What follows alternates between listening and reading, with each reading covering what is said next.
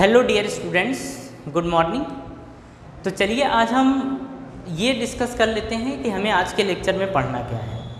तो देखिए, हमने प्रीवियस लेक्चर में जो पढ़ा था उसी के आगे थोड़ा सा और कंटिन्यू करना है, ठीक है। उसके बाद हम बात करेंगे कॉन्टिन्यूस चार्ज डिस्ट्रीब्यूशन के बारे में कि कॉन्टिन्यूस चार्ज डिस्ट्रीब्यूशन आखिर होता क्या है, ठीक है। उसके बाद हम देखेंगे कि रिंग के कारण किसी पॉइंट पर इलेक्ट्रिक फील्ड कितना होगा, ये चीज़ हम देखेंगे। फिर लास्ट में हमें आज देखना है इलेक्ट्रिक लाइन ऑफ फोर्स के बारे में कि इलेक्ट्रिक लाइन ऑफ फोर्स क्या होती है, ये चीज़ें हमें देखनी है, ठीक है।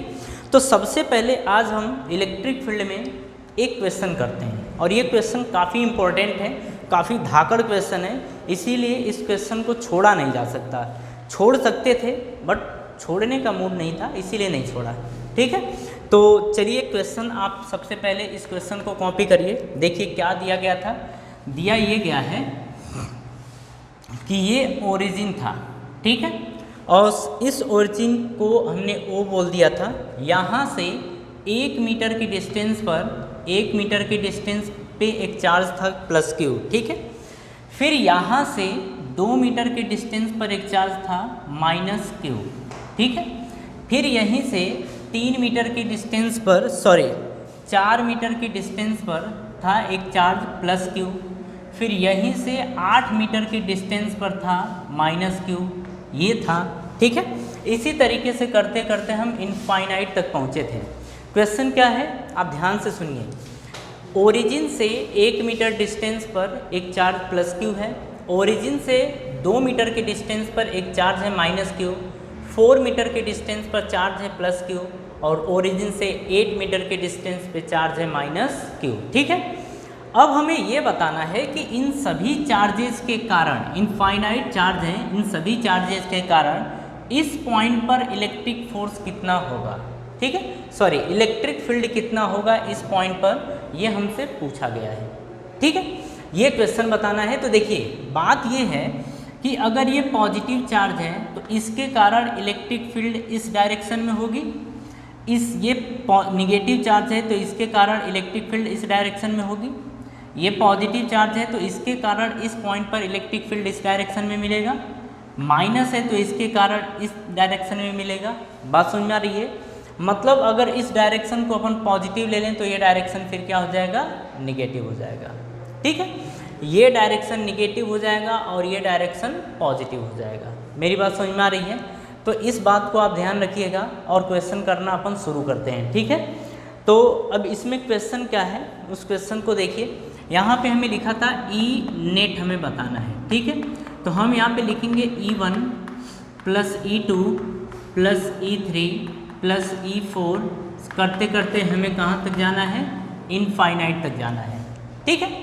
अगर यहाँ से E1 की बात करें तो ध्यान से देखिएगा, ये प्लस है तो हम लिखेंगे E1 इज इक्वल्स टू के, यहाँ का चार्ज है Q अपॉन, हम ना इस डायरेक्शन को इसके कारण इधर हम पॉजिटिव ले लेते हैं या फिर बोल देते हैं कि इसके और इसके बीच में जो इलेक्ट्रिक फील्ड मिलेगा वो पॉजिटिव मिलेगा। देखिए अगर आप इसको निगेटिव भी ले लेंगे तब भी आंसर वही आने वाला है और पॉजिटिव लेंगे तब भी आंसर वही आने वाला है, तो डोंट वरी, ठीक है। तो के क्यू बाई आर, यहाँ से इसकी डिस्टेंस कितनी है 1, तो लिखेंगे 1 का स्क्वायर प्लस, अब इसके कारण इस पे फील्ड तो हम लिखेंगे के, ठीक है। अब देखिए यहाँ पे Q के प्लेस पे माइनस Q है तो इससे कोई मतलब नहीं है, बस ये हमें देखना है कि अगर ये प्लस था तो ये क्या हो जाएगा माइनस, अब ये क्या हो जाएगा माइनस, ठीक है।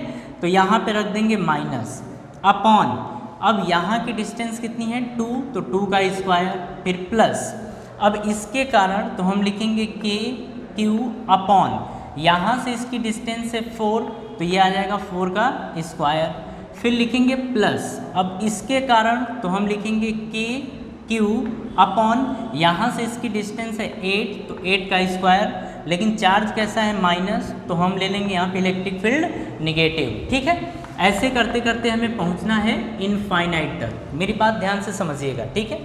इसे हम लिख सकते हैं के क्यू अपॉन 1 का स्क्वायर माइनस, तो माइनस हम लिख दें माइनस या फिर लिख दें प्लस, तो हम लिख देते हैं चलो माइनस ही, यहाँ से लिखेंगे के क्यू अपॉन 2 का स्क्वायर, हम 4 नहीं करेंगे 2 का स्क्वायर ही रहने देंगे, फिर प्लस के क्यू अपॉन 4 का स्क्वायर, फिर माइनस के क्यू अपॉन 8 का स्क्वायर, ये कहाँ तक जाएगा, इनफाइनाइट तक जाएगा। ठीक है, हम यहाँ से के क्यू कॉमन ले लेते हैं, तो यहाँ से लिखेंगे के क्यू। अब देखो अंदर क्या बचेगा, 1/1 का स्क्वायर माइनस 1/2 का स्क्वायर, फिर प्लस 1/4 का स्क्वायर, फिर माइनस 1/8 का स्क्वायर, फिर प्लस, ऐसे करते करते ये कहाँ तक जाना है, इनफाइनाइट तक जाना है। ठीक है, देखिए अगर आपने एपीजीपी अगर पढ़ा होगा, ठीक है, एपीजीपी आपने पढ़ा होगा, तो जो जीपी होता है उसमें इस तरीके से चीज़ें मिलती हैं। ठीक है, तो ये एक जीपी है, अगर आपने पढ़ा हुआ है तो ठीक है, और नहीं पढ़ा हुआ है तो मैं आपको बता देता हूँ, ये एक जीपी है और ये इनफाइनाइट जीपी है। कैसी जीपी है, इनफाइनाइट जीपी है। अब यहाँ पे देखिए, अगर इनफाइनाइट जीपी हो तो इसका सम होता है Sn is equals to A/1 minus R। A होता है यहाँ का फर्स्ट टर्म, ए क्या है, फर्स्ट टर्म है, और यहाँ पे आर होता है कॉमन रेशियो, ये होता है। ठीक है, जो मैथ वाले स्टूडेंट होते हैं उनको ये चीज़ें पता होती हैं, बायो वालों को थोड़ी दिक्कत होती है क्योंकि उन्होंने एपीजीपी नहीं पढ़ा होता है। लेकिन अगर एनसीईआरटी आपने पढ़ा है तो शुरुआत में, लेकिन वहाँ पे जीपी नहीं एपी है। चलो कोई नहीं, अपन देखते हैं। तो ये के क्यू तो ठीक है, लेकिन पहले हम इसको जोड़ लेते हैं। तो यहाँ पे देखिए फर्स्ट टर्म 1/1 का स्क्वायर है, फर्स्ट टर्म क्या है, 1/1 का स्क्वायर। तो अगर हम ए की बात करें तो ये है 1/1 का स्क्वायर, यानी ये 1 है। कॉमन रेशियो की बात करें तो कॉमन रेशियो होता है second term upon first term. तो हम यहाँ पे r लिखेंगे is equals to second term का मतलब 1/4, 1/4, 2 का स्क्वायर 4, ये भी माइनस में रहेगा। ठीक है, अपॉन फर्स्ट टर्म, तो ये लिखेंगे 1/1 का स्क्वायर, ये आ जाएगा। तो देखिए सॉरी, ये 4 का स्क्वायर नहीं, 2 का स्क्वायर, ये 4 हो जाएगा, बीच का बीच में मल्टीप्लाई, नीचे का मल्टीप्लाई ऊपर, तो 1 × 1/4 आ जाएगा, मतलब कॉमन रेशियो आ जाएगा 1/4। ठीक है, इसको उठा के यहाँ पुट कर देते हैं। जब अच्छा यहाँ पे अगर फॉर्मूला प्रॉपर लिखा जाए तो जो ई नेट आया है, ई नेट की वैल्यू हम यहाँ लिख देते हैं। तो ई नेट इज इक्वल्स टू आ जाएगा के क्यू, अब यहाँ पे इनफाइनाइट जीपी का सम, तो लिखेंगे A/1 माइनस आर, ये लिख देंगे। ठीक है, अब ई नेट जो आएगा वो आएगा इज इक्वल्स टू के क्यू। अब यहाँ से देखिए ए के प्लेस पे अपन रखेंगे 1 अपॉन 1 के प्लेस पे 1 माइनस आर के प्लेस पे 1/4, तो ये आ गया 1/4। यहाँ से देखिए 4 1 जब 4, 4 1 से 1 घटाएंगे तो 3, और ये बचेगा 3/4। तो यहाँ से देखेंगे कि जो ई नेट की वैल्यू आई है वो आई है के क्यू अपॉन 3/4। ठीक है, के क्यू को अपन लिख सकते हैं यहाँ पे के क्यू बाई 1/3/4। ठीक है, तो देखिए बीच का मल्टीप्लाई बीच में और नीचे का मल्टीप्लाई हो जाएगा ऊपर, तो थोड़ा इसको अपन हटा लेते हैं। ठीक है, अब देखिए यहाँ से हम क्या लिखेंगे, ये देखिए, तो लिखेंगे ई नेट इज इक्वल्स टू 4 ऊपर चला गया है तो ये आ जाएगा 4 टाइम के क्यू बाई 3, ये हमारा आंसर है। तो हम ये देख रहे हैं कि जो इसके कारण इस इनफाइनाइट जो जीपी बन रही है या इनफाइनाइट चार्जेज हैं, इनके कारण इस पॉइंट पर जो इलेक्ट्रिक फील्ड की वैल्यू मिलेगी वो 4/3 के क्यू के बराबर मिलेगी। ठीक है, यहाँ पे अगर आपको दिक्कत होगी तो बस यही दिक्कत होगी कि एपी है कि जीपी है ये पहचानने में। तो कोई नहीं, जो मैथ वाले स्टूडेंट हैं वो कम से कम अच्छे तरीके से ध्यान दें, और जो बायो वाले होंगे वो भी ध्यान दें। ठीक है,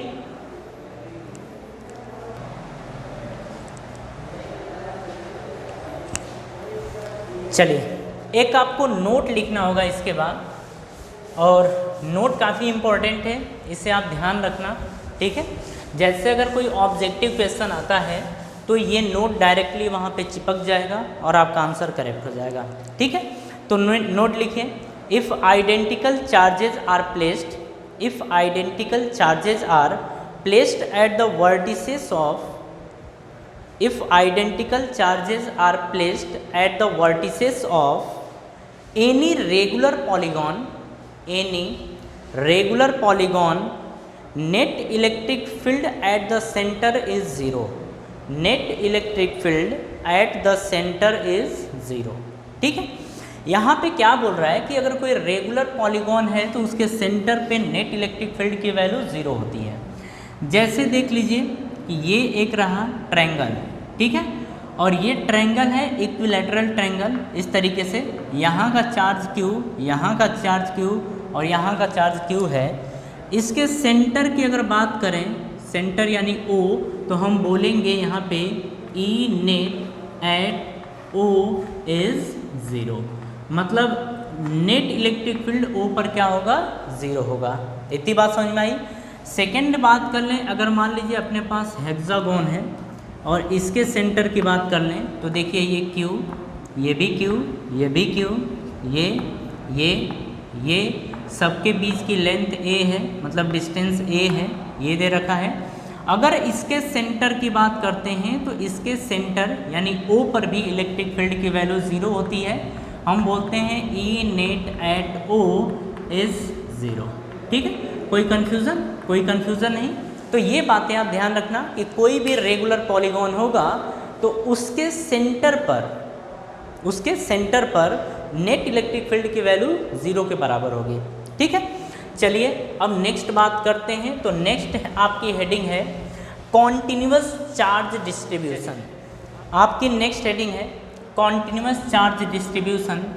तो ये लिखिए continuous charge distribution. Continuous charge distribution. अब यहाँ पे ये बोल रहा है कि कॉन्टिन्यूअस चार्ज डिस्ट्रीब्यूशन आखिर है क्या। ठीक है, अपन इसको समझ लेते हैं। तो देखिए, चार्ज अगर कॉन्टिन्यूअसली डिस्ट्रीब्यूट हुआ है तो वो 3 तरीके से डिस्ट्रीब्यूट हो सकता है। तो आप ये समझिए कि फर्स्टली हम इसको डिस्ट्रीब्यूट कर सकते हैं लीनियर चार्ज डेंसिटी के फॉर्म में।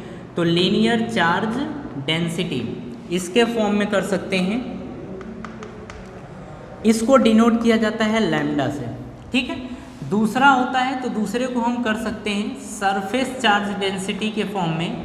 तो सरफेस चार्ज डेंसिटी इसके फॉर्म में हम कर सकते हैं। जो हमारा थर्ड होता है ये होता है वॉल्यूम चार्ज डेंसिटी। तो ये होता है वॉल्यूम चार्ज डेंसिटी, इसके फॉर्म में हम इसको डिस्ट्रीब्यूट कर सकते हैं। ठीक है, अगर यहाँ पे बात की जाए लीनियर चार्ज डेंसिटी, तो लीनियर चार्ज डेंसिटी को डिनोट किया जाता है लैम्डा से, और लैम्डा होता है charge per unit length. Charge per unit length. ठीक है, अब इसमें आप समझिए कि इसका क्या मतलब है। मतलब ये है कि अगर कोई रॉड है, उस रॉड के ऊपर या उस रॉड का चार्ज डेंसिटी दे रखा है, लीनियर चार्ज डेंसिटी दे रखा है, तो चार्ज हम कैलकुलेट कर सकते हैं। अगर हमसे चार्ज पूछेगा तो चार्ज हम बता सकते हैं। तो lambda is equals to charge हम मान लेते हैं Q है, और पर यूनिट लेंथ यानी रॉड की लेंथ अपन मान लेते हैं L है। तो यहाँ से Q की वैल्यू आ जाएगी लैम्डा L के बराबर। तो जो चार्ज आएगा यानी कि उस जो भी बॉडी है उस बॉडी के ऊपर चार्ज होगा लैम्डा L के बराबर। ठीक है, अच्छा यहाँ पे ये देख लेते हैं कि ये जो बॉडी है ये किस तरीके की बॉडी होती है। ठीक है, तो देखिए यहाँ पे हम बॉडी ले सकते हैं। एक तो ले सकते हैं रिंग, ये हो सकती है, और एक हो सकती है स्ट्रेट वायर, ये भी होता है। तो इसके ऊपर भी लीनियर चार्ज डेंसिटी पाई जाती है। तो लीनियर चार्ज डेंसिटी का कभी केस आएगा तो या तो रिंग होगा या तो स्ट्रेट वायर होगा। ठीक है, अब हम बात करते हैं सरफेस चार्ज डेंसिटी की और समझते हैं कि सरफेस चार्ज डेंसिटी क्या होता है। अच्छा, सरफेस चार्ज डेंसिटी को अपन दिखाते हैं सिग्मा से। किससे दिखाते हैं? सिग्मा से। और यहाँ पे जो सिग्मा होता है वो होता है charge per unit area. Charge per unit area को ही बोला जाता है सिग्मा या सरफेस चार्ज डेंसिटी। तो सिग्मा बराबर होता है Q/A। ठीक है, Q यहाँ पे चार्ज है और A यहाँ पे एरिया है। सिग्मा उस बॉडी की चार्ज डेंसिटी है। ठीक है, अच्छा, यहाँ पे सरफेस चार्ज डेंसिटी में एरिया पाया जाएगा। लीनियर चार्ज डेंसिटी में केवल लेंथ प्रेजेंट होती है, लेकिन सरफेस चार्ज डेंसिटी में एरिया प्रेजेंट होता है। ठीक है, अगर इसकी बात करें तो जैसे आप ले लीजिए यहाँ पे, अगर एग्जाम्पल के फॉर्म में लेना चाहें तो आप ले लीजिए प्लेट। ठीक है, कंडक्टिंग प्लेट ले लीजिए, ये प्लेट हो गया। अब यहीं पे अगर हम बात करें कंडक्टिंग स्फीयर की, कंडक्टिंग स्फीयर, इसके ऊपर भी सरफेस चार्ज डेंसिटी होता है। ठीक है, या हम बोल दें यहाँ पे कंडक्टिंग सिलेंडर, कंडक्टिंग सिलेंडर। अब ये हम बाद में समझेंगे कि कंडक्टिंग स्फीयर के अंदर वॉल्यूम चार्ज डेंसिटी क्यों नहीं होती है, और कंडक्टिंग सिलेंडर में भी, जैसे अगर हम सॉलिड भी ले लें ना, सॉलिड भी ले लें तब भी इसमें वॉल्यूम नहीं रहेगा, इसमें एरिया ही रहेगा। रीज़न ये होता है कि अगर कोई कंडक्टिंग स्फीयर है तो जो भी चार्ज होता है वो इसके स्फीयर यानी सरफेस के ऊपर डिस्ट्रीब्यूट हो जाता है, अंदर नहीं रहता है। यानी कि हम बोलते हैं वो केवल एरिया पे ही प्रेजेंट रहता है। बात समझ में आई? इसीलिए हम बोलते हैं कि कंडक्टिंग स्फीयर में भी सरफेस चार्ज डेंसिटी पाई जाती है। ठीक है, अब नेक्स्ट की अपन बात करने जा रहे हैं, तो नेक्स्ट है वॉल्यूम चार्ज डेंसिटी। अच्छा, वॉल्यूम चार्ज डेंसिटी को अपन रो से दिखाते हैं। क्या चीज़ से? रो, रो, ये होता है रो। ठीक है, और ये होता है charge per unit volume, charge per unit volume ये होता है। ठीक है, अच्छा, यहाँ पे हम बोलेंगे रो इज इक्वल टू चार्ज का मतलब Q और वॉल्यूम का मतलब V। ठीक है, ये कहाँ पे पाया जाएगा?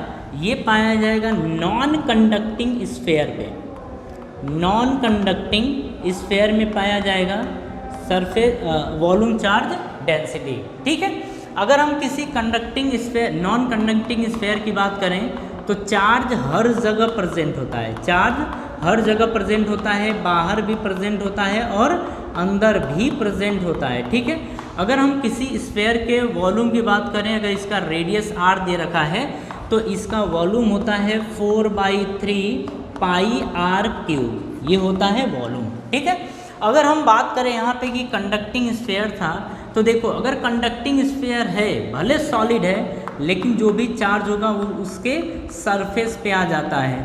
ठीक है, कंडक्टिंग स्फीयर अगर हो तो जो भी चार्ज होगा वो उसके सरफेस पे आ जाएगा, अंदर कोई चार्ज प्रेजेंट नहीं रहता है। इसीलिए कंडक्टिंग स्फीयर के अंदर कोई भी इलेक्ट्रिक फील्ड प्रेजेंट नहीं होती है। ये चीज़ हम बाद में भी सीखेंगे, बट यहाँ पे आप जान लीजिए। ठीक है, तो ये हो गया। अब देखिए, अगर इसके यूनिट की बात करें तो यूनिट देख लीजिए यहाँ पे क्या होगा। तो देखिए, अगर इसके यूनिट की बात करें अपन तो चार्ज पर यूनिट लेंथ है, यानी कि कूलम पर मीटर, ये होगा। अगर हम इसके यूनिट की बात करें तो यहाँ पे देखिए, यहाँ पे चार्ज पर यूनिट एरिया है, यानी कूलम पर मीटर का स्क्वायर। यहाँ पे चार्ज पर यूनिट वॉल्यूम है, यानी कि आ जाएगा कूलम पर मीटर का क्यूब, ये आ जाएगी इसकी यूनिट्स। तो आप कॉपी करिए, इसमें कहीं पे भी आपको दिक्कत नहीं होनी चाहिए। आप सभी लोग ध्यान रखिएगा कि कॉन्टिन्यूस चार्ज डिस्ट्रीब्यूशन, यानी चार्ज को हम 3 तरीके से डिस्ट्रीब्यूट कर सकते हैं, लीनियर चार्ज डेंसिटी के फॉर्म में, सरफेस चार्ज डेंसिटी के फॉर्म में और वॉल्यूम चार्ज डेंसिटी के फॉर्म में। ठीक है, अगर लीनियर चार्ज डेंसिटी की बात करें तो इसको डिनोट किया जाता है लैम्डा से, और लैम्डा होता है चार्ज पर यूनिट लेंथ। यहाँ पे lambda is equal to Q/A। जब भी चार्ज कैलकुलेट करना होगा, मतलब हमें ये जानना होगा कि उस रॉड के ऊपर कितना चार्ज है, तो हम लैम्डा का लेंथ में मल्टीप्लाई कर देंगे तो चार्ज हो जाएगा। और इसके यूनिट की बात करें तो कूलम पर मीटर होगा। सरफेस चार्ज डेंसिटी को डिनोट किया जाता है सिग्मा से, और ये होता है चार्ज पर यूनिट एरिया, यानी सिग्मा इक्वल टू Q/A। ये पाया जाता है प्लेट या कंडक्टिंग स्फीयर या कंडक्टिव सिलेंडर में। ठीक है, यूनिट होती है कूलम पर मीटर का स्क्वायर। तीसरा होता है वॉल्यूम चार्ज डेंसिटी, डिनोट किया जाता है यहाँ पे रो से। किससे? रो से डिनोट किया जाता है, और ये होता है चार्ज पर यूनिट वॉल्यूम, यानी कि Q/V। ये नॉन कंडक्टिंग स्फीयर में ये चीज़ पाई जाती है। वॉल्यूम चार्ज डेंसिटी जो होती है वो नॉन कंडक्टिंग स्फीयर में पाई जाती है। ठीक है, इसके यूनिट की बात करें तो ये होता है कूलम पर मीटर का क्यूब। ये बात समझ में आई? इसके बाद जो है ये चीज़ अगर हम देख चुके तो अब हम इसका यूज़ करके अब हम कैलकुलेट करेंगे किसी रिंग के कारण किसी पॉइंट पर इलेक्ट्रिक फील्ड कितना होगा, ये चीज़। ठीक है, तो आपकी हेडिंग रहेगी यहाँ पे, हेडिंग लिखिए electric field due to ring, electric field due to a ring, electric field due to a ring. ठीक है, ये हमारी हेडिंग है। अब यहाँ पे देखिए हेडिंग क्या थी, electric field due to a ring, due to a ring, किसी रिंग के कारण इलेक्ट्रिक फील्ड कितना होगा ये हमें देखना है। आप ध्यान से देखना, जैसे सपोज कर लीजिए ये रिंग है, ठीक है, इस रिंग के ऊपर मान लेते हैं चार्ज Q था और ये रिंग पॉजिटिव चार्ज है, इसके ऊपर पॉजिटिव चार्ज है। यहाँ पे रिंग है तो हम मान लेते हैं कि दे रखा है लैम्डा, यानी कि चार्ज पर यूनिट लेंथ ये दे रखी है। ठीक है, देखिए ये दे रखा होगा या ये दे रखा होगा, दोनों में से कोई चीज़ भी दे रखी हो सकती है, तो हम इन्हीं दोनों के बेस पे करते हैं। अब देखिए मान लेते हैं कि इस रिंग के सेंटर से, इस रिंग के सेंटर से एक P पॉइंट यहाँ पे है P, इस पे हमें कैलकुलेट करना है इलेक्ट्रिक फील्ड कितना होगा। ठीक है, तरीके आप ध्यान दीजिएगा किस तरीके से इसे सॉल्व किया जा रहा है। ठीक है, अब देखिए हम क्या करते हैं, इसमें से एक बहुत छोटा सा टुकड़ा कट करते हैं, ठीक है, जिसकी लेंथ होती है dl के बराबर। अगर देखिए एक बड़े से टुकड़े में जिसका चार्ज Q हो और वहाँ से अगर छोटा सा टुकड़ा काटा जाए तो छोटे से टुकड़े के ऊपर चार्ज जो प्रेजेंट होगा वो भी बहुत छोटा, यानी कि इसके ऊपर जो चार्ज प्रेजेंट है इसका मतलब dq है, मतलब dl लेंथ के ऊपर जो चार्ज है वो dq है। अब हमें ये देखना है कि dq के कारण इसके ऊपर इलेक्ट्रिक फील्ड कितना मिलेगा। तो देखिए अगर हम बात करें कि इसके कारण इलेक्ट्रिक फील्ड कितना मिलेगा, तो देखिए इसके कारण इलेक्ट्रिक फील्ड इस डायरेक्शन में मिलेगा। आप जैसे इसको समझ लीजिए कि ये रिंग कुछ इस तरीके से था, आप इसको ध्यान दीजिए। ठीक है, ये कोई रिंग सपोज कर लीजिए है, इस तरीके से ये रिंग है। अब हमें से पूछ रहा है कि इस पॉइंट पर इलेक्ट्रिक फील्ड कितना होगा। ठीक है, रिंग बीच में खोखला होता है, तो ये तो जो ऊपर वाला पोर्शन है उसके कारण मिलेगा, नीचे वाला पोर्शन है उसके कारण, फिर इसके कारण, फिर इसके कारण। आप में ये बात समझ में आ रही है कि इस तरीके से होगा। ठीक है, तो अगर हम बोलते हैं कि छोटे से चार्ज के कारण इलेक्ट्रिक फील्ड कितना मिलेगा, तो हम भी बोलेंगे छोटा सा और ये dE के बराबर मिलेगा। ठीक है, हम मान लेते हैं कि इनके बीच का एंगल था थीटा। ये बात समझ में आ गई। एक चीज़ और ध्यान दीजिए, इसका रेडियस हम सपोज कर लेते हैं कैपिटल R के बराबर है। यहाँ से सेंटर से जो P की डिस्टेंस है वो x मीटर के बराबर है, ये दे रखा है। ठीक है, अब देखिए जिस तरीके से यहाँ पे आपने छोटा सा टुकड़ा काटा था तो dE मिला था, उसी तरीके से यहाँ पे भी छोटा टुकड़ा अगर काटते हैं तो इससे भी वही मिलेगा और वो भी होगा dE के बराबर, और इसके कारण इलेक्ट्रिक फील्ड मिलेगी dE और इस डायरेक्शन में मिलेगी, क्योंकि ये पॉजिटिव चार्ज है तो अवे फ्रॉम इट रहेगा, अवे फ्रॉम दिस ये रहेगा, तो ये आ गया। अब ये एंगल थीटा तो ये भी एंगल थीटा, थोड़ा सा आगे हम इसको बढ़ा लेते हैं, तो ये थीटा है तो ये भी थीटा हो जाएगा, ये थीटा है तो ये भी थीटा हो जाएगा। बात समझ में आ रही है। अब लीजिए ऊपर वाले का, तो ऊपर वाले का हम कंपोनेंट करेंगे तो एक कंपोनेंट इस डायरेक्शन में जाएगा और एक कंपोनेंट इस डायरेक्शन में जाएगा। ठीक है, अगर इस कंपोनेंट की बात करें तो dE है तो थीटा के साथ cos थीटा होता है, तो ये आ जाएगा dE cos थीटा। बात समझ में आ रही है। अब देखिए थीटा के दूसरे साइड यानी कि यहाँ जो होता है वो होता है साइन थीटा, यानी कि dE साइन थीटा ये हो जाएगा। ये भी बात समझ में आ गई। इसी तरीके से अगर इधर की बात किया जाए तो यहाँ पे भी आप ध्यान से देखिए, इसका कंपोनेंट कर रहे हैं तो एक कंपोनेंट ये होगा और दूसरा कंपोनेंट इसका ये होगा। ठीक है, अब देखिए ये भी थीटा के साथ है तो ये भी हो जाएगा dE cos थीटा, ये आ जाएगा। अगर इसकी बात करें तो ये थीटा है तो थीटा के दूसरे साइड होता है dE साइन थीटा। मेरी बात समझ में आ रही है। जो ये परपेंडिकुलर कंपोनेंट हैं ये दोनों आपस में कैंसल आउट हो जाएंगे क्योंकि इनकी डायरेक्शन अपोजिट है। इतनी बात समझ में आ गई, ये चीज़ आपको ध्यान रखना है। अब हम बात करेंगे नेट इलेक्ट्रिक फील्ड की, तो जो dE होगा, जो यहाँ पे नेट इलेक्ट्रिक फील्ड आएगा यानी E नेट की अपन बात कर रहे हैं, वो आएगा dE cos थीटा के बराबर बट हमें इसको करना पड़ेगा इंटीग्रेट, ठीक है। मतलब अगर इस पूरे लेंथ को अपन इंटीग्रेट कर दें तो हमें इसके कारण, इस पूरी रिंग के कारण इसके ऊपर इलेक्ट्रिक फील्ड मिल जाएगा, ठीक है। तो डी नेट बराबर डी कॉस थीटा ये आ गया है। अब हमें यहाँ पे देखना है कि डी क्या होगा और कॉस थीटा क्या होगा। अब देखिए हम यहाँ से इसके ऊपर इलेक्ट्रिक फील्ड डी ये चेक कर रहे हैं, ठीक है। तो ये जो लेंथ होगी यही लेंथ ली जाएगी, क्योंकि अगर इलेक्ट्रिक फील्ड के फॉर्मूले की बात करें तो E इज होता है KQ/R², मतलब ये डिस्टेंस, और इसे हम R मान लेते हैं, ठीक है। तो R की वैल्यू क्या होगी एक बार उसे भी देख लेते हैं। तो देखिए यहाँ से ये मिलाएंगे, ये R है, तो क्या ये एक ट्रायंगल बना और ये राइट एंगल ट्रायंगल बन गया ना। तो ये x है और ये r है, तो क्या ये निकल जाएगा। तो r की वैल्यू आ जाएगी रूट में r² प्लस x² के बराबर। तो ये डिस्टेंस आ गई। अब यहीं पे अगर बात करें डी की तो डी की वैल्यू क्या आ जाएगी, यहाँ पे आ जाएगी डी इज इक्वल टू के, चार्ज जो है वो डी क्यू है, यहाँ पे चार्ज कितना परसेंट है डी क्यू अपॉन आर का स्क्वायर, मतलब ये जो लेंथ थी उसी का स्क्वायर, यानी डी की जो वैल्यू आ जाएगी वो आएगी k d q upon are square, और आर की वैल्यू कितनी दे रखी है रूट में आर का स्क्वायर प्लस एक्स का स्क्वायर का होल स्क्वायर, ये आ गया, ठीक है।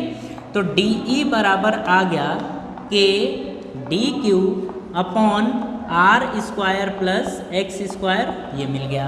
बात समझ में आ रही है। तो डी इज इक्वल टू के d Q by r² plus x², ये डी की वैल्यू आ गई है। देखिए हमें सबकी ज़रूरत है। अब हम बात करेंगे कॉस थीटा की, कि कॉस थीटा कितना होगा। तो देखिए कॉस थीटा बराबर होता है बेस अपॉन हाइपोटेन्यूज। तो बेस ये रहा, तो बेस है x, हाइपोटेन्यूज की बात करें तो ये है r, तो ये आ जाएगा r। तो यहाँ से लिखेंगे cos theta is equal to x upon r के प्लेस पे हम लिख सकते हैं r² प्लस x² की 1/2। क्यों?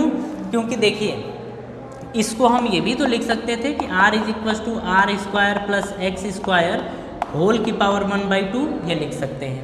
तो ये आ गया। अब यहाँ पे देखिए एक चीज़ और हमें यहाँ देखनी है, उसकी भी ज़रूरत पड़ेगी कि हमें डी क्यू को हटाना है। डी क्यू को क्या करना है, हटाना है। तो डी क्यू को अपन कैसे हटाएंगे उसको देखिए। तो देखिए लैम्डा इज इक्वल टू होता था चार्ज पर यूनिट लेंथ, तो lambda is equal to charge कितना है डी क्यू, चार्ज कितना है डी क्यू, और लेंथ कितनी दे रखी है। तो अगर इस पूरे लेंथ की बात करें, अभी तो लेंथ की बात करें तो लेंथ कितना है dl, ठीक है। यानी कि ये आ जाएगा, पूरी लेंथ की बात नहीं करेंगे अपन, इसी लेंथ की बात करेंगे। तो लैम्डा इज इक्वल टू यहाँ का चार्ज dq और यहाँ का चार्ज dl, तो dq/dl ये आ गया लैम्डा, ठीक है। अब हमें चार्ज निकालना है, तो dq बराबर क्या लैम्डा dl होगा, बिल्कुल होगा। तो देखिए जिन चीज़ों की ज़रूरत है हम उसे प्रॉपरली लिख ले रहे हैं, ठीक है। तो हमें ज़रूरत किस किस चीज़ की है, हमें ज़रूरत डी की है, हमें ज़रूरत कॉस थीटा की है, हमें ज़रूरत डी क्यू की है। अब ये सारी वैल्यूज उठा के पुट कर देते हैं अपन यहाँ पे, ठीक है। यहाँ पे पुट करेंगे तो अब देखेंगे कि जो ई नेट है वो ई नेट आएगा इंटीग्रेशन ऑफ डी, और डी के प्लेस पे हम लिखेंगे, अच्छा यहाँ पे देखिए, यहाँ पे एक बार और देख लीजिए कि लिख सकते हैं कि डी क्यू के प्लेस पे हम लिख दें लैम्डा dl, तो लैम्डा dl अपॉन ये लिखा है r² plus x², r² plus x², ये चीज़ लिखी गई है, ठीक है। यहाँ पे खैर आपको कोई कन्फ्यूज़न नहीं होना चाहिए। अब उठा के आप पुट करिए यहाँ पे, तो डी के प्लेस पे आप पुट करेंगे के लैम्डा dl अपॉन ये नीचे लिखा है r² प्लस x², ये लिखा है इनटू, अब देखिए कॉस थीटा था यहाँ पे, कॉस थीटा, और कॉस थीटा के प्लेस पे लिख सकते हैं x अपॉन ये आ जाएगा r² प्लस x² का 1/2, ठीक है।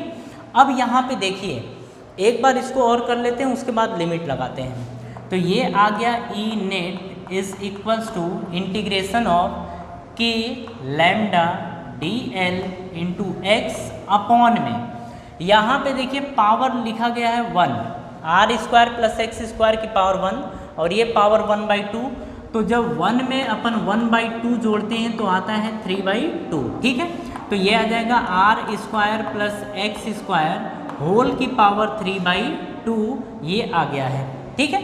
अब देखिए लिमिट लगाने की बात है तो इसमें केवल और केवल वेरिएबल एक ही टर्म है, लेंथ, कि लेंथ का हमने छोटा सा टुकड़ा लिया था, तो लेंथ का जब छोटा सा टुकड़ा लिया था तो इंटीग्रेशन मतलब ये बना था, ई नेट ये निकल के आया था। अब हमें क्या करना है, पूरी लेंथ के कारण इलेक्ट्रिक फील्ड देखनी है।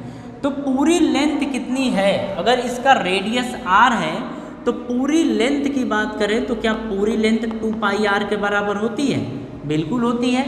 तो इंटीग्रेशन में हम क्या करेंगे कि 0 से शुरू करेंगे, लेंथ कहाँ से लेंगे 0 से, फिर घूमते हुए फिर यहाँ पे आ जाएंगे तो पूरी लेंथ कितनी हो जाएगी 2πr के बराबर हो जाएगी, ठीक है।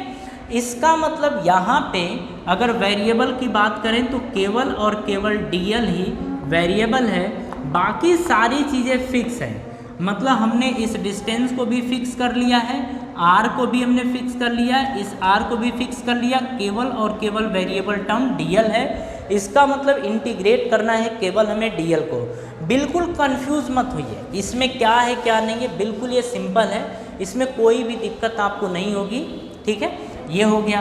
अब हम बात कर रहे हैं E net is equals to, तो देखिए के लैम्डा एक्स कॉमन आ जाएगा, तो के लैम्डा एक्स कॉमन आ गया, नीचे से ये भी कांस्टेंट है तो ये भी कॉमन आ जाएगा, r square plus x square whole की पावर 3/2, अंदर केवल बचा है डी एल 0 से 2πr, ठीक है। अब देखिए यहाँ से जो dl का इंटीग्रेशन होता है, dl का जो इंटीग्रेशन होता है वो l होता है, ठीक है। यानी कि हम लिखेंगे k lambda x upon are square plus x square की पावर 3/2 और यहाँ पे l lower limit 0 upper limit 2πr, ये हो गया, ठीक है। अब यहाँ से देखिए लिखेंगे कैसे, यहाँ पे upper limit minus lower limit, तो लिखेंगे k lambda x upon are square plus x square की पावर 3/2 ब्रैकेट में लिखेंगे तो 2πr माइनस ये प्लेस पे upper limit minus lower limit तो -0 ये आ जाएगा। अब इसको यहाँ पे मल्टीप्लाई कर देंगे तो ध्यान से देखिए क्या आएगा, यहाँ पे आएगा k lambda x upon are square plus x square की पावर 3/2 इंटू 2πr, ये बचा है, ठीक है। अब देखिए हम इसको रिप्लेस कर सकते हैं, क्या चीज़ यहाँ से रिप्लेस कर सकते हैं कि के एक्स रहने देते हैं, 2πr इंटू लैम्डा अपॉन में r square plus x square की पावर 3/2, ये हुआ, ठीक है। अब ऊपर का पोर्शन हम इरेज करते हैं। अब यहाँ पे ध्यान से देखिए कि क्या होने वाला है, ठीक है। चलिए यहाँ पे देखिए ये चीज़ आ गया। अब हमें एक चीज़ पता था कि लैम्डा होता है charge per unit length, charge per unit length. अगर हम पूरे लेंथ हम ये मान लें कि पूरा का पूरा चार्ज क्यू हो तो पूरी की पूरी लेंथ भी तो हमें लेनी पड़ेगी, और पूरी लेंथ इसका मतलब कितना है 2πr के बराबर, ठीक है, सरकमफरेंस के बराबर होता है। इसका यहाँ मल्टीप्लाई कर दीजिए तो q की वैल्यू आ जाएगी 2πr इंटू लैम्डा के बराबर। तो जो चार्ज आ गया है वो 2πr लैम्डा के बराबर आ गया है, ठीक है। अब इसी को उठा के यहाँ पे पुट करिए, जब पुट करेंगे तो ई नेट की जो वैल्यू आएगी वो आएगी यहाँ पे k x into q upon में r square plus x square का 3/2, ये आ जाएगा। इसे हम लिख सकते हैं E net is equal to के Q x upon are square plus x square की पावर 3/2, ये हम लिख सकते हैं, ठीक है। अब ये चीज़ क्या आया है, ये आया है इलेक्ट्रिक फील्ड एट P, मतलब इसके P पॉइंट पर इलेक्ट्रिक फील्ड की वैल्यू आती है k Q x upon are square plus x square का 3/2। तो आपको ना ये अच्छे से ध्यान रखना होगा, ये याद भी रखना होगा कि किसी रिंग के कारण उसके एक्सियल पॉइंट पर या एक्सियल पोजीशन के किसी पॉइंट पर इलेक्ट्रिक फील्ड की वैल्यू कितनी होती है, तो k Q x upon are square plus x square whole की पावर 3/2 ये होती है इलेक्ट्रिक फील्ड। ठीक है, तो ये आ गया। अब इसमें हम वेरिएशन देखेंगे, सारी चीज़ों को अपन अब इरेज करते हैं और अब हम ये देखना चाहते हैं कि कहाँ पर इलेक्ट्रिक फील्ड कितना होगा, इसे अब हम वेरी करा के देखते हैं। ठीक है, हम ये देखेंगे कि इसके सेंटर पे यानी कि रिंग के सेंटर पर इलेक्ट्रिक फील्ड कितना होगा, फिर हम देखेंगे कि इनफाइनाइट पे कितना होगा, फिर हम देखेंगे कि मैक्सिमम कितना होगा और कहाँ पे होगा। मैक्सिमम जो इलेक्ट्रिक फील्ड ये कहाँ पर मिलेगा ये भी हमें देखना है। ठीक है, तो हम यहाँ पे लिखेंगे स्पेशल केसेस। ठीक है, अच्छा हमारा इलेक्ट्रिक फील्ड कितना था, EP ऐसा बोल सकते हैं इज इक्वल टू के Q x upon are square plus x square whole की पावर 3/2 ये था। ठीक है, अब देखिए हमसे पहला पूछ रहा है एट सेंटर का मतलब क्या है कि x की वैल्यू 0, यहाँ पहले P पे था लेकिन सेंटर पे चला गया यानी x की वैल्यू 0, x की वैल्यू 0 हो जाएगी यानी सेंटर पर हमसे पूछ रहा है कि इलेक्ट्रिक फील्ड कितना होगा। अब उसकी बात कर रहे हैं, तो देखिए हम लिखेंगे E centre is equals to, अगर यहाँ पे x के प्लेस पर 0 पुट करेंगे तो ओवरऑल 0 मिल जाएगा, यानी कि सेंटर पर इलेक्ट्रिक फील्ड मिलेगी ही नहीं, यानी कि इलेक्ट्रिक फील्ड सेंटर पर 0 होगी। कैसे, जैसे एक ये सर्कुलर या एक रिंग है, रिंग के सेंटर की बात कर रहे हैं, तो देखिए ये इसको इस डायरेक्शन में रिपेल करेगा, ये इसको इस डायरेक्शन में, यानी इलेक्ट्रिक फील्ड की डायरेक्शन इधर होगी, इसके कारण इधर होगी, तो ये सभी के सभी आपस में कैंसल आउट हो जाते हैं। तो कैंसल होते हैं, इसीलिए सेंटर पर इलेक्ट्रिक फील्ड की वैल्यू क्या हो जाती है, 0। मेरी बात समझ में आ रही है। देखिए ये तो इसकी बात थी। सेकेंड हम बात करते हैं एट इनफाइनाइट, यानी x की वैल्यू हमने कितनी ले ली, इनफाइनाइट। अगर हम रिंग से बहुत दूर भी चले जाते हैं, बहुत दूर चले जाते हैं, तब भी वहाँ पे नेट इलेक्ट्रिक फील्ड की वैल्यू क्या मिलेगी, 0 के बराबर मिलेगी। मेरी बात समझ में आ रही है। तो वहाँ पे हम बोलेंगे E infinite is equal to 0, यानी कि हम देख रहे हैं कि इनफाइनाइट पे भी इलेक्ट्रिक फील्ड की वैल्यू 0 है और सेंटर पे भी इलेक्ट्रिक फील्ड की वैल्यू है। इसके बाद एक और केस आता है, उस केस को भी अपन देख लेते हैं। हमसे ये बोल रहा है कि जो x की वैल्यू है, सॉरी यहाँ पे हमसे बोलेगा ये, हाँ, कि जो x की वैल्यू है वो r के कंपैरिजन में बहुत बड़ी है। ठीक है, मतलब ये पॉइंट P बहुत दूर है। बहुत दूर होने का क्या मतलब है, अब हमसे ये पूछ रहा है कि बताइए कि बहुत दूर है तो उस पॉइंट पर इलेक्ट्रिक फील्ड कितना मिलेगा। ठीक है, तो हम लिखेंगे E। अब देखिए बहुत दूर का मतलब, अब यहाँ से ध्यान से समझना, E net is equal to के Q x upon are square plus x square whole की पावर 3/2 ये है। अब यहाँ से ये बहुत बड़ी वैल्यू है, इसको बाहर खींचिए, तो इसको खींचेंगे बाहर, तो देखिए खींचेंगे कैसे, के क्यू एक्स अपॉन, हम x को बाहर ला रहे हैं तो एक्स स्क्वायर तो रहेगा ही, साथ में 3/2 भी बाहर आएगा, 3/2। अब अंदर क्या बचा, अंदर बचेगा r square upon x square plus यहाँ पे बच जाएगा 1। ठीक है, अब देखिए ये वैल्यू बहुत बड़ी है, इसका स्क्वायर करेंगे तो और बड़ी हो जाएगी, ये छोटी है, तो देखो छोटी में एक बहुत बड़ी नंबर से जब डिवाइड करते हैं तो लगभग ये 0 के आसपास आता है, लगभग 0 के आसपास आता है। तो हम यहाँ से क्या बोल देंगे कि जो E नेट आया है, यहाँ पे E नेट जो आया है वो आया है के क्यू एक्स, तो के क्यू एक्स अपॉन में एक्स स्क्वायर, देखो 2 से 2 कैंसिल, x की पावर 3, तो ये बच गया x की पावर 3। अब कैंसल आउट करेंगे तो यहाँ से बचेगा E net is equal to के क्यू अपॉन एक्स स्क्वायर, क्योंकि ये कट जाएगा एक तो एक्स स्क्वायर बचेगा। यानी कि इलेक्ट्रिक फील्ड जो मिलेगी वो KQ/x² मिलेगा अगर x की वैल्यू r के कंपैरिजन में बहुत ज़्यादा है तो।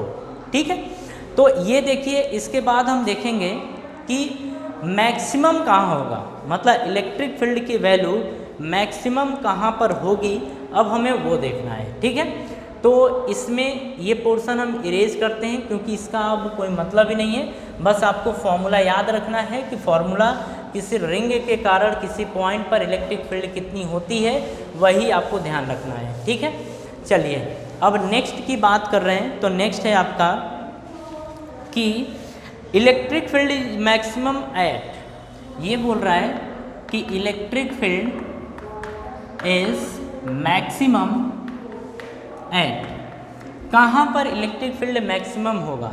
तो ध्यान से देखिए, कभी भी इस तरीके का अगर काम करना होता है, मैक्सिमम या मिनिमा निकालना होता है, तो हम हमेशा DE/dx = 0 पुट कर देते हैं। ठीक है, मतलब जो भी इलेक्ट्रिक फील्ड आई थी उसको डिफ्रेंशिएट कर दीजिए और डिफ्रेंशिएट करके 0 के बराबर लिख दीजिए, जो पॉइंट आएगा वही मैक्सिमा पॉइंट होगा।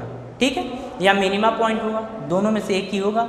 तो हमसे मैक्सिमम की बात कर रहा है तो हमें मैक्सिमा मिलने वाला है। ठीक है, अब यहाँ पे देखिए D/dx, अब E कितना था इलेक्ट्रिक फील्ड, तो हम यहाँ पे देखो ऐसे लिखेंगे कि जो इलेक्ट्रिक फील्ड है वो थी KQ/x/r² + x² होल की पावर 3/2, ये था। ठीक है, ये था और इसको हम 0 के बराबर कर देंगे।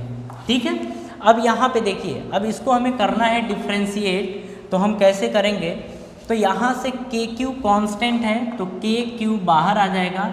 अब अंदर क्या बचेगा D/dx, ये देखिए अंदर बचा यहाँ पे x/ ये बच गया r² + x² होल की पावर 3/2, केवल ये बच गया है। ठीक है, इसको अब हमें करना है डिफ्रेंशिएट और इसको हम 0 के बराबर पुट कर दें, तो KQ, अच्छा KQ से डिवाइड करेंगे तब भी 0 के बराबर होगा, तो इसको हम यहाँ डिवाइड करके 0 के बराबर कर देते हैं, यानी कि केवल अब हमें इसको डिफ्रेंशिएट करना है। तो देखिए इसको हम मान लेंगे फर्स्ट और इसको हम मान लेंगे सेकेंड, तो हम डिफ्रेंशिएट करते हैं तो सेकेंड को बाहर ले लेते हैं, मतलब r² + x² होल की पावर 3/2 ये कर देते हैं, इनटू इसको डिफ्रेंशिएट कर देते हैं, तो x का डिफ्रेंशिएशन 1 होता है, फिर माइनस करते हैं, डिवीज़न वाले फॉर्मूले में माइनस आता है। अब क्या करते हैं, ऊपर वाले को कर लेते हैं बाहर और नीचे वाले को कर देते हैं अपन डिफ्रेंशिएट, तो ये आ जाएगा r² + x² होल की पावर 3/2, ये आ जाएगा। मतलब अब इसको डिफ्रेंशिएट करना है, तो यहाँ से देखिए r² + x² होल की पावर 3/2 माइनस x इंटू, अब देखिए जब इसको अपन डिफ्रेंशिएट करेंगे तो ये आएगा कैसे, सबसे पहले 3/2 बाहर आ जाएगा, 3/2 ये आ गया, इंटू अब इसको डिफ्रेंशिएट यानी x की पावर 3/2 हो तो इसका डिफ्रेंशिएशन होता है 3/2 x की पावर 3/2 - 1, यही होता है।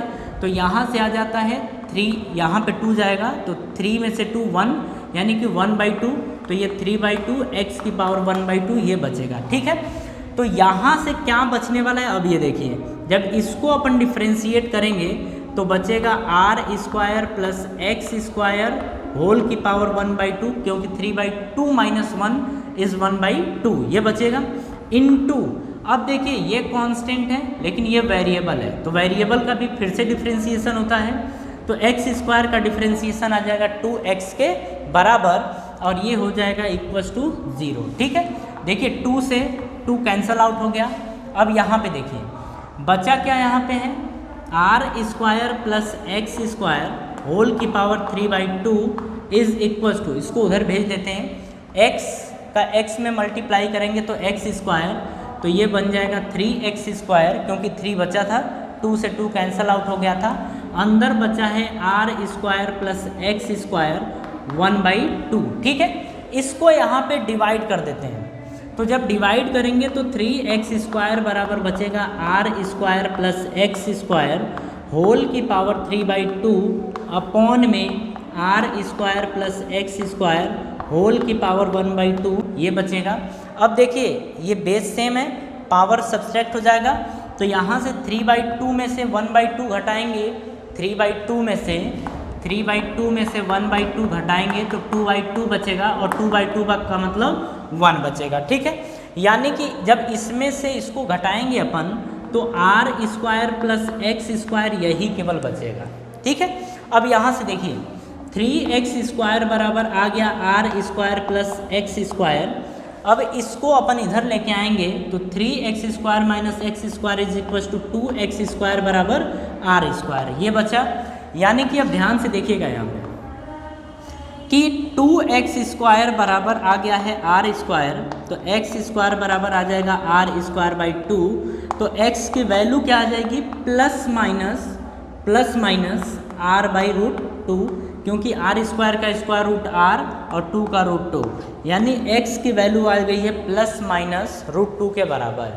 इसका मतलब क्या है कि जो रिंग था, रिंग के हम बोल रहे हैं कि रिंग से r/2 डिस्टेंस पर यहाँ पर, यानी कि यहाँ से ये r/√2 डिस्टेंस ये है, ये इसी रिंग से इधर भी r/√2 डिस्टेंस ये रहा, ये माइनस में।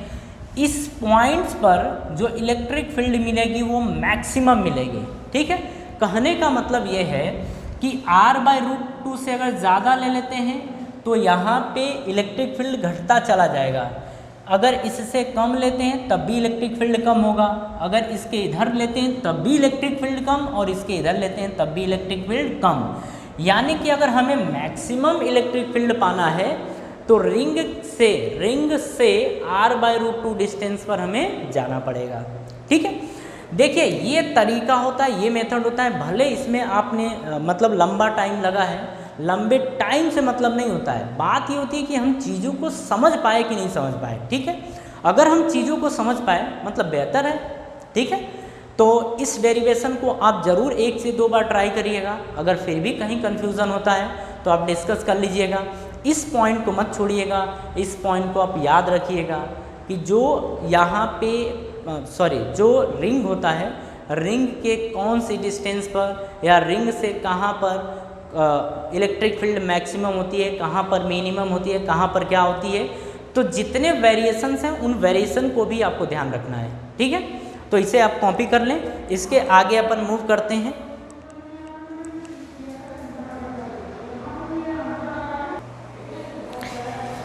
चलिए, तो अब इसके आगे अपन इसी में एक इम्पोर्टेंट और चीज़ देख लेते हैं।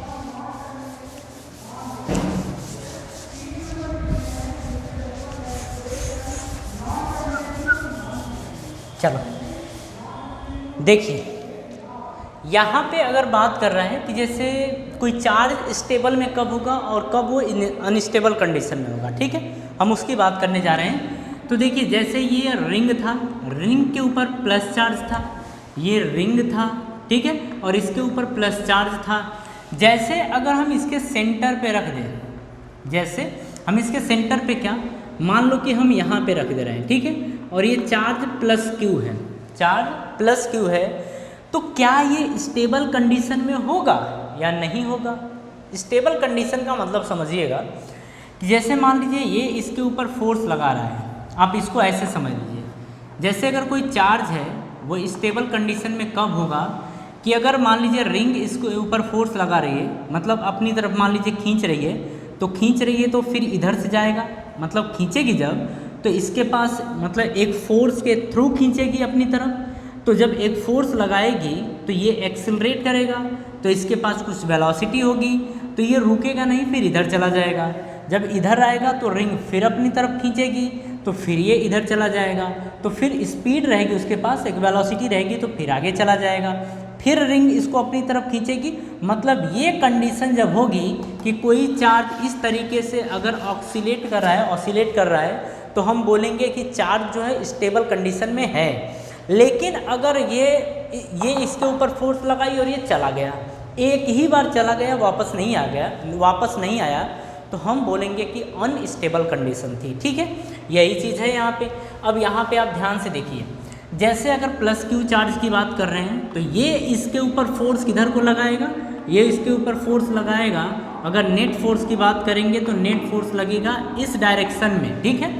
तो इस डायरेक्शन में जब नेट फोर्स लगेगा तो ये फिर वापस आएगा नहीं, क्योंकि ये इसको रिपेल कर देगा। तो हम बोलेंगे कि ये जो कंडीशन है ये अनस्टेबल कंडीशन है। कैसी है? अनस्टेबल, ठीक है। अगर उसी तरीके से बात करें कि कोई चार्ज पार्टिकल है, ये चार्ज पार्टिकल -q इस बार है, ठीक है। अब देखिए ये प्लस है, इसको अपनी तरफ खींचेगा, मतलब अट्रैक्ट करेगा अपनी तरफ इस तरीके से। तो ये इस तरीके से अपनी तरफ, तो नेट आएगा इस तरफ को, ठीक है। तो जो नेट फोर्स आएगा वो इस तरफ आएगा, तो ये इधर आएगा, तो कुछ वेलोसिटी से आएगा। फिर उसके बाद क्या होगा कि फिर ये अपनी तरफ फिर से खींचना शुरू कर देगा, ठीक है। तो फिर इधर की तरफ फोर्स लगने लगेगा। तो ये जो चार्ज है इसमें ऑसिलेट करेगा, मतलब ये जो होगा स्टेबल कंडीशन होगी, ठीक है। यही इसकी स्टेबल कंडीशन होती है। तो कभी अगर ऑब्जेक्टिव में आ जाए कि जैसे कोई रिंग है, उसके ऊपर चार्ज +q है, ठीक है, तो बताइए कि उसके एक्सिस पे कौन सा चार्ज रखें ताकि स्टेबल कंडीशन बने। तो हम कहेंगे कि माइनस चार्ज रखेंगे, ठीक है। तो ये तो था अभी इलेक्ट्रिक फील्ड की कुछ बातें थी जो हमने कर ली। अब हम देखेंगे इलेक्ट्रिक लाइन ऑफ फोर्स के बारे में, या इलेक्ट्रिक फील्ड लाइन, ठीक है। तो हेडिंग है हमारी electric line of force, electric line of force, ठीक है। या फिर इसी को बोला जाता है इलेक्ट्रिक फील्ड लाइन, ये चीज़ बोला जाता है, ठीक है। इसमें देखिए बहुत ऐसा नहीं है कि उटपटांग चीज़ें पढ़नी है, इसमें वेरिएशन बिल्कुल नहीं है। बस इसमें ये देखना है कि कब क्या होता है, ठीक है, मतलब कौन सी कंडीशन आती है तो क्या होता है, यही चीज़ें हमें इसमें देखनी है, ठीक है। तो आप इसमें लिखना शुरू करिए, क्योंकि इसमें केवल और केवल लिखना है, और इसकी PDF भी आपको नीचे मिल जाएगी। हम समझते चलते हैं, ठीक है। तो फर्स्ट है, आप नीचे एरो लगा के लिखिए, या फर्स्ट लिख लीजिए, ऐसे लिखिए कि the line of force are continuous. The line of force, हम लाइन ऑफ फोर्स की बात कर रहे हैं। The line of force are continuous smooth curve without any break. कहने का मतलब ये है कि जो इलेक्ट्रिक लाइन होती है वो कॉन्टिन्यूअस होती है। जैसे अगर ये +q है, ये -q है, तो ये देखो डायरेक्टली जैसे ये लाइंस आ रही है, इलेक्ट्रिक लाइंस, ये इलेक्ट्रिक लाइंस, ये इलेक्ट्रिक लाइंस, ये इलेक्ट्रिक लाइंस, ये इलेक्ट्रिक लाइंस, तो इसमें कहीं पे ब्रेक नहीं होता है, ठीक है। तो जो हम बोलते हैं कि इलेक्ट्रिक लाइन ऑफ फोर्स होती है वो कॉन्टिन्यूअस होती है, ठीक है। सेकेंड पॉइंट आप लिखिए they start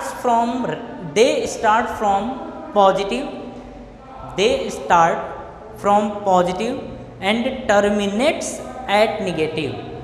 they starts from positive and terminates at negative. मतलब ये कि जो इलेक्ट्रिक लाइन ऑफ फोर्सेस होती हैं या इलेक्ट्रिक फील्ड लाइन होती है वो पॉजिटिव से निकलती है और निगेटिव पे ख़त्म होती है। कहने का मतलब ये है कि अगर ये पॉजिटिव चार्ज है तो इलेक्ट्रिक लाइन यहाँ से निकलेंगी, इलेक्ट्रिक लाइंस यहाँ से निकलेंगी और उसकी लाइंस की डायरेक्शन ये होंगी, ठीक है। और बोल रहा है कि अगर निगेटिव चार्ज है तो यहीं पे इलेक्ट्रिक लाइंस आके टर्मिनेट हो जाती हैं या ख़त्म हो जाती हैं, ठीक है। तो यानी कि इलेक्ट्रिक फील्ड की डायरेक्शन रहेगी टूवर्ड्स निगेटिव चार्ज। मेरी बात समझ में आ गई? ये चीज़ें बस समझनी होती हैं, ठीक है। थर्ड पॉइंट की बात करें, they can expand, next point है दे कैन एक्सपेंड या कॉन्ट्रैक्ट लॉन्गिट्यूडनली, ठीक है। अगर यहाँ पे बात करें एक्सपेंड होने की, तो एक्सपेंड कब होगा? एक्सपेंड तभी होगा जब सिमिलर चार्जेस रहेंगे। कैसे चार्ज? सिमिलर चार्जेस रहेंगे तभी ये एक्सपेंड होती हैं, इलेक्ट्रिक लाइन ऑफ फोर्स। लेकिन अगर हम बात करें कॉन्ट्रैक्ट होने की, मतलब इकट्ठा होने की, ये तब इकट्ठा होती हैं इलेक्ट्रिक लाइन ऑफ फोर्स जब अपोजिट चार्जेज होते हैं, अपोजिट चार्जेज जब होते हैं तभी ये कॉन्ट्रैक्ट होती हैं। मेरी बात समझ में आ रही है? ध्यान रखना इन चीज़ों को। नेक्स्ट पॉइंट आप लिखिए, for positive charge they are radially outward. For positive charge they are radially outward, and for negative charge they are radially inward. They are radially outward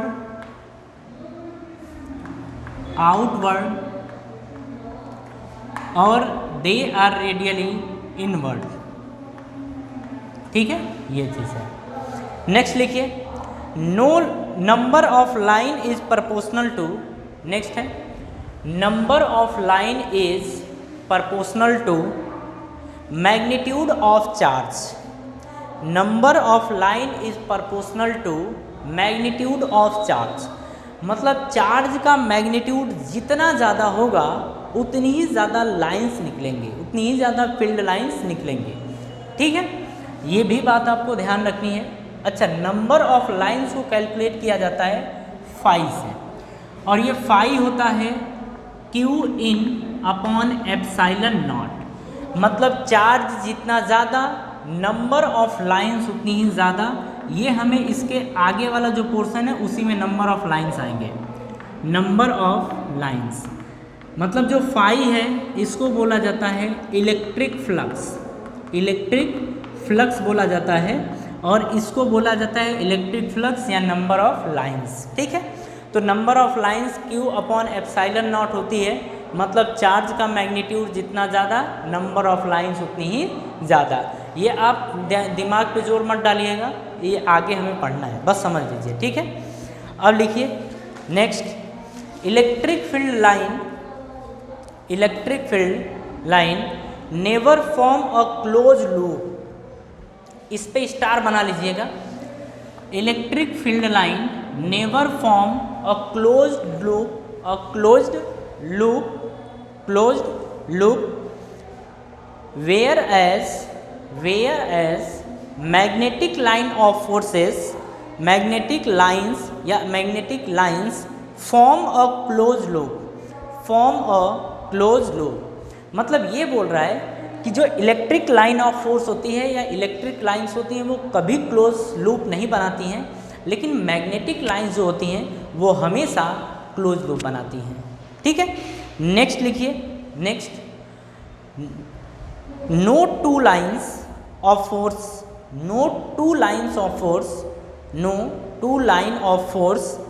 can cross each other, मतलब ये बोल रहा है कि कभी भी दो लाइंस एक दूसरे को क्रॉस नहीं करती हैं। मतलब अगर एक इलेक्ट्रिक लाइंस इस डायरेक्शन में है तो दूसरी इलेक्ट्रिक लाइंस ऐसे जा ही नहीं सकती है। ठीक है, न जाने का रीज़न है, रीज़न समझिए, क्योंकि अगर इस जो ये लाइंस जा रही है इस लाइन पे अगर कहीं पे भी टेंजेंट डालते हैं तो ये जो टेंजेंट है ये फील्ड की डायरेक्शन को बताती है, फील्ड की डायरेक्शन को ये बताती है। ठीक है, तो जैसे अगर एक लाइन की बात करें या एक पॉइंट की बात करें तो एक पॉइंट पे कभी भी दो इलेक्ट्रिक फील्ड की डायरेक्शन नहीं मिल सकती है। एक लाइन के ऊपर कभी भी दो इलेक्ट्रिक फील्ड की डायरेक्शन नहीं मिल सकती है किसी एक पर्टिकुलर पॉइंट पे। लेकिन जब ये कट करेंगी तो यहाँ पे भी तो टेंजेंट बनेगा ना, तो ये भी टेंजेंट बनेगा, यानी कि इस पॉइंट पर दो इलेक्ट्रिक फील्ड की डायरेक्शन हमें मिल गई, जो पॉसिबल नहीं है। ठीक है, और ये स्टेटमेंट आपसे पूछा जाता है, इसीलिए अच्छे तरीके से ध्यान आपको रखना है। तो इसमें लिखिए रीज़न, इसमें लिखिए रीज़न कि रीज़न क्या है। तो लिखिए if they intersect comma then there will be two tangents at the point of intersection, then there will be two tangents at the point of intersection, and hence two directions of the electric field at the same point which is not possible, जो मैंने आपको बताया वही reason है, ठीक है। Next point लिखिए, if electric lines are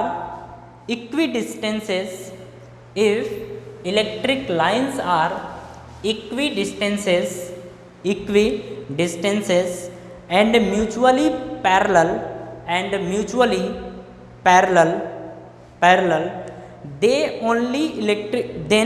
then only electric field is uniform.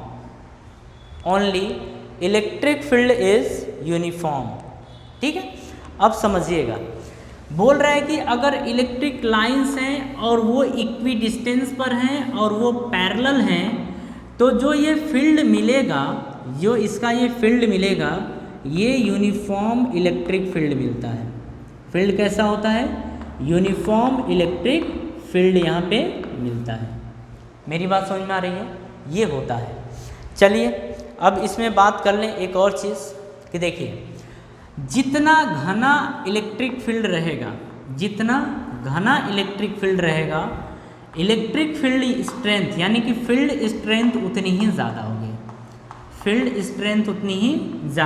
होगी, ये ध्यान रखना है। जितना घना आपका, जितना बिरल आपका, यानी कि इसको बोलते हैं रेयरर, जितना रेयरर या जितना डिस्टेंस ज़्यादा होगा इलेक्ट्रिक फील्ड की, फील्ड स्ट्रेंथ उतनी ही कम होगी। तो हम बोलेंगे कि फील्ड स्ट्रेंथ उतनी ही कम होगी, ठीक है, ये चीज़। तो इसे भी आपको ध्यान रखना है। अब समझिएगा, हमने देखा ये यूनिफॉर्म इलेक्ट्रिक फील्ड है। अगर हम बात करें कि नॉन यूनिफॉर्म इलेक्ट्रिक फील्ड, तो देखिए जैसे ये कोई चार्ज था, यहाँ से इलेक्ट्रिक लाइंस ऐसे निकलती हैं, ठीक है, ऐसे इलेक्ट्रिक लाइंस निकलती हैं, तो इन्हीं टाइप्स के फील्ड को बोला जाता है नॉन यूनिफॉर्म इलेक्ट्रिक फील्ड, ठीक है, ये चीज़ होता है। तो ये भी आपको ध्यान रखना है। नेक्स्ट चलिए लिखिए, नेक्स्ट आप STD बना लीजिएगा, स्टैंडर्ड पॉइंट है, इसमें आप लिखिए फर्स्ट डाल के, स्टैंडर्ड पॉइंट में फर्स्ट डाल के लिखिए, electric field lines flow from high potential to low potential. Electric field lines flow from high potential to low potential, high potential to low potential. आपको क्या ध्यान रखना है कि जो फील्ड लाइंस होती हैं, इलेक्ट्रिक लाइन ऑफ फोर्सेस होती हैं, वो हमेशा हाई पोटेंशियल से लो पोटेंशियल की तरफ मूव करती हैं, ठीक है। नेक्स्ट पॉइंट इसे में लिखिए सेकेंड, और ये इंपॉर्टेंट पॉइंट्स हैं, इसीलिए इन पॉइंट्स को आपको ध्यान भी रखना है, ठीक है। नेक्स्ट है force on positive charge always act in the direction of electric field. बोल रहा है कि force on positive charge always acts in the direction of electric field, whereas on a negative charge it is opposite to electric field, it is opposite to electric field. मेरी बात ध्यान से समझिएगा, ठीक है। जैसे मान लीजिए कि ये हमने फील्ड जनरेट किया, यहाँ पे इस प्लेट के ऊपर हमने निगेटिव चार्ज ले लिया, इस तरफ निगेटिव चार्ज और इस तरफ हमने पॉजिटिव चार्ज ले लिया, ठीक है। अब ये स्टेटमेंट बोल क्या रहा है, उसी चीज़ को समझना है। अब देखिए, अगर फील्ड की बात करें तो इलेक्ट्रिक फील्ड जो होगी वो पॉजिटिव से निगेटिव की तरफ होगी, मतलब फील्ड की डायरेक्शन ये होगी। तो ये रहा हमारा इलेक्ट्रिक फील्ड की डायरेक्शन, ठीक है। अगर इसमें किसी चार्ज को रखा जाए, आप ध्यान से समझना, तो अगर हम एक पॉजिटिव चार्ज को यहाँ पे रखें तो पॉजिटिव चार्ज किधर की तरफ अट्रैक्ट होगा, तो ये होगा निगेटिव प्लेट की तरफ। तो इधर की तरफ ये अट्रैक्ट होगा, मतलब ये इधर की तरफ मूव करेगा, ठीक है। यानी कि पॉजिटिव चार्ज के ऊपर जो फोर्स लगेगा वो निगेटिव प्लेट की तरफ लगेगा, ठीक। तो हम क्या बोलेंगे कि जो पॉजिटिव चार्ज है उसके ऊपर किसी इलेक्ट्रिक फील्ड में जो फोर्स लगेगा वो इलेक्ट्रिक फील्ड की डायरेक्शन में लगता है, इलेक्ट्रिक फील्ड की डायरेक्शन में लगता है। पॉजिटिव चार्ज के ऊपर किसी इलेक्ट्रिक फील्ड में जो फोर्स लगता है वो इलेक्ट्रिक फील्ड की डायरेक्शन में लगता है। लेकिन अगर वहीं निगेटिव चार्ज हो तो इसके ऊपर जो फोर्स लगेगा वो इलेक्ट्रिक फील्ड की अपोजिट डायरेक्शन में लगेगा। तो हम बात कर रहे हैं इस इलेक्ट्रिक फोर्स की, तो निगेटिव चार्ज पे इलेक्ट्रिक फोर्स लगा है अपोजिट टू इलेक्ट्रिक फील्ड, और पॉजिटिव चार्ज पे इलेक्ट्रिक फोर्स जो लगा है इन the direction of electric field. ठीक है, अब देखिए एक चीज़ और ध्यान रखिएगा, F इज इक्वल्स टू, यहाँ पे जैसे E is equals to F upon q not होता था, तो अगर हम इस चार्ज को मान लेते हैं क्यू नॉट और इलेक्ट्रिक फील्ड मान लीजिए हमें गिवन है E, और हमसे पूछ देता है फोर्स कितना लगेगा, मतलब इस चार्ज के ऊपर इलेक्ट्रिक फोर्स कितना लगेगा, तो हम बोल देंगे क्यू नॉट E के बराबर। तो जो अगर हमें इलेक्ट्रिक फील्ड दे दिया है और चार्ज दे दिया है और उस चार्ज के ऊपर लगने वाले फोर्स का अगर मैग्नीट्यूड पूछता है तो F is equal to q not E के बराबर होगा। तो इसे हम ऐसा भी बोल सकते हैं कि ये है relation between force and electric field, force and electric field, ये होता है रिलेशन इलेक्ट्रिक फील्ड और फोर्स के बीच में कि F is equal to q not E के बराबर होता है। ठीक है, नेक्स्ट लिखिए, नेक्स्ट है आपका tangents to electric line of force, tangents to electric line of force shows the direction of electric field, shows the direction of electric field। ठीक है, अब देखिए जैसे यहाँ पे एक पॉजिटिव चार्ज है, यहाँ पे एक निगेटिव चार्ज है, सपोज कर लेते हैं ये लाइन गया है। ठीक है, अब जब लाइन गया है तो इस पे जब अपन टेंजेंट ऐसे ड्रॉ करेंगे, टेंजेंट ऐसे ड्रॉ करेंगे, टेंजेंट ऐसे ड्रॉ करेंगे, तो ये जो बताएगा ये इलेक्ट्रिक फील्ड की डायरेक्शन बताएगा। टेंजेंट जो है ये क्या बताएगा, इलेक्ट्रिक फील्ड की डायरेक्शन को रिप्रेजेंट करेगा। ठीक है, तो ये भी बात आपको अच्छे से ध्यान रखनी है। नेक्स्ट पॉइंट लिखिए कि electric line of force always leave a surface, ये इंपॉर्टेंट है, इसे अच्छे से ध्यान रखना है। ठीक है, आपके ऑब्जेक्टिव में ये क्वेश्चन आपसे पूछा जाता है, आपको इसीलिए अच्छे तरीके से ध्यान रखना है, ये किसी न किसी कॉम्पिटिटिव एग्जाम में भी डायरेक्ट स्टेटमेंट पूछ देता है। ठीक है, लिखिए electric line of force always leave a surface और एंटर अ सरफेस परपेंडिकुलरली। ठीक है, बोल रहा है कि इलेक्ट्रिक लाइन ऑफ फोर्स की अगर बात कर रहे हैं तो किसी सरफेस से अगर निकलता है बाहर या किसी सरफेस में एंटर करता है तो हमेशा वो सरफेस के परपेंडिकुलरली ही जाएगा या आएगा। ठीक है, ये होता है। अब इसे आप ध्यान से समझिएगा, जैसे ये था। ठीक है, अगर इसके ऊपर चार्ज है, सपोज कर लेते हैं प्लस क्यू चार्ज है, तो यहाँ पे ध्यान देना, जिस तरीके से मैं बताऊँगा वो तरीका। कभी भी ऐसा नहीं होगा कि जो इलेक्ट्रिक लाइंस निकलेगी वो ऐसे निकलेगी, कभी भी ऐसा नहीं होगा कि जो इलेक्ट्रिक लाइंस निकलेगी ऐसे निकलेगी, नहीं। इलेक्ट्रिक लाइंस जो होगी वो हमेशा इसके परपेंडिकुलर निकलेगी, हमेशा इसके परपेंडिकुलरली ही निकलेगी। अगर मान लीजिए यही आना होता, यही निगेटिव चार्ज होता, तो जब भी मान लीजिए कैसे भी आए, लेकिन जब भी एंटर करती तो इसके परपेंडिकुलरली ही एंटर करती। मेरी बात समझ में आ रही है? जब भी एंटर करती तो इसके परपेंडिकुलरली ही एंटर करती। कहने का मतलब ये था कि अगर छोड़ेगा भी तो परपेंडिकुलर और अंदर जाएगा तो भी परपेंडिकुलर। ये स्टेटमेंट इम्पोर्टेंट है, इसे ध्यान रखना है। ठीक है, अब देखिए यहीं पे एक बात और कर लें कि अगर सिमिलर टाइप्स के चार्जेस प्रेजेंट हों और अपोजिट टाइप के चार्जेस प्रेजेंट हों तो क्या होता है। ठीक है, तो देखिए अगर दो सिमिलर टाइप के चार्जेस प्रेजेंट हैं तो ये एक दूसरे के लाइंस को रिपेल करेंगे। ठीक है, मतलब आप ये समझिए कि अगर यहाँ से ऐसे जा रहा है, यहाँ से लाइंस आ रही हैं, तो ये एक दूसरे को रिपेल करेंगी और बीच में ही कहीं पे एक न्यूट्रल पॉइंट आ जाता है। ठीक है, और जो इनकी लाइंस रहेंगी ये वाली, ये कुछ इस तरीके से ऐसे रिपेल होती हैं, इस तरीके से ये रिपेल होती हैं। ठीक है, ये होता है इनकी इलेक्ट्रिक लाइंस।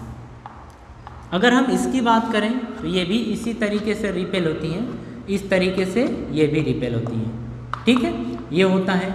लेकिन अगर हम बात करें अपोजिट नेचर के चार्जेस, मतलब एक निगेटिव और दूसरा पॉजिटिव, ठीक है, तो यहाँ पे क्या होता है कि यहाँ से निकलती है और यहाँ आती है, यहाँ से निकलती है यहाँ ख़त्म होती है, यहाँ निकलती यहाँ ख़त्म होती है, यहाँ निकलती यहाँ ख़त्म होती है। इस तरीके से ये होता है, ठीक है। ये इस तरीके से होता है, ठीक है। मतलब यहाँ से ये निकलेंगी ऐसे ऐसे और यहाँ पे ख़त्म होंगी, ठीक है। ये इस तरीके से इनकी डायरेक्शन रहती है। कोई कन्फ्यूज़न?